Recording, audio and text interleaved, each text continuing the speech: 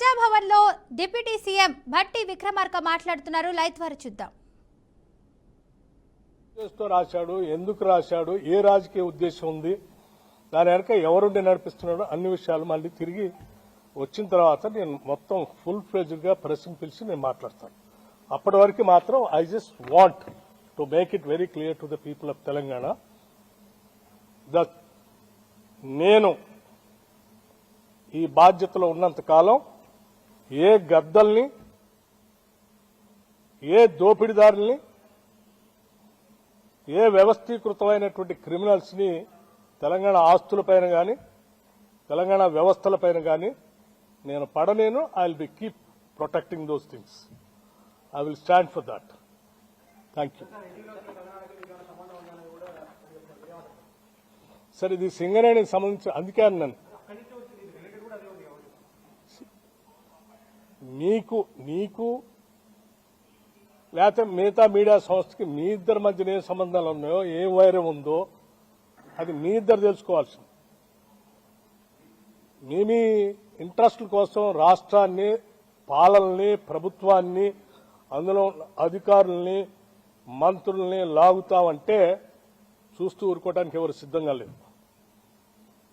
ఈ ఆత్మగౌరవంతో బతుకుదామని, బతకాలని, ఆత్మగౌరవం లేకుండా ఈ సమాజాన్ని దోపిడీ చేస్తూ హింసిస్తున్నటువంటి వర్గాలకు వ్యతిరేకంగా నిలబడి ఆ వర్గాల ఆత్మగౌరవాన్ని సాధించి పెట్టడానికని రాజకీయాల్లోకి వచ్చా.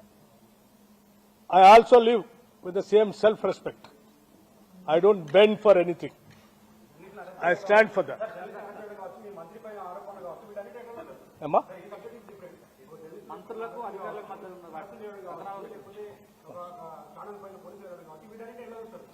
చాలా దురదృష్టం. That's what I'm saying.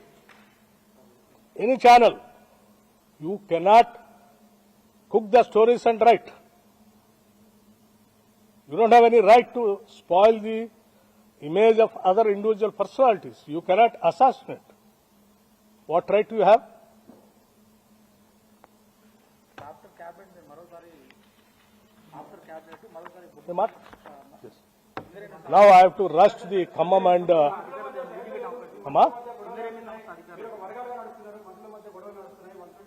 మా మంత్రులందరూ, ఒక్క నిమిషం, మా ముఖ్యమంత్రి కానీ మంత్రులు కానీ ఈ రాష్ట్ర ప్రజల విస్తృత ప్రయోజనాల కోసం పనిచేస్తూ ఉన్నారు. నీ అవసరాల కోసం వీళ్ళ మధ్యలో ఏదో కట్టుకథలు సృష్టించి విభేదాలు సృష్టించడం కోసం నువ్వు ప్రయత్నం చేస్తే నువ్వే విజయం సాధించలేవు. నీ చిల్లర కథనాలకి భయపడేవాళ్ళు ఎవరు లేరు. ఐ టెల్ యూ, చెప్తారు అది కూడా. అమ్మా, ఎవరన్నది అది? పేరు చెప్పండి. ఎవరన్నది? ఎవరు రాసింది? ఎస్. మరి ఆయన ఏడ కూర్చొని విన్నాడో, ఏడ చూసి రాశాడో నాకు తెలియదు. అది కూడా అడుగుతాను. Question of my self respect. నేనేం గాలికి రాలేదాకా 40 సంవత్సరాలు సభలో, సభ బయట పోరాటం చేస్తూ ఈ సమాజం కోసం అడ్డంగా నిలబడి పోరాటం చేస్తుంటుంటాడు. నీచ నికృష్టపు దిగజారిపోయి రాజకీయాల కోసం ఇటువంటి కట్టుకథనాలను సృష్టించడం, లేకపోతే వాటిని స్ప్రెడ్ చేయటం చేసే అంత వీక్ క్యారెక్టర్ కాదు బట్టి విక్రమార్క.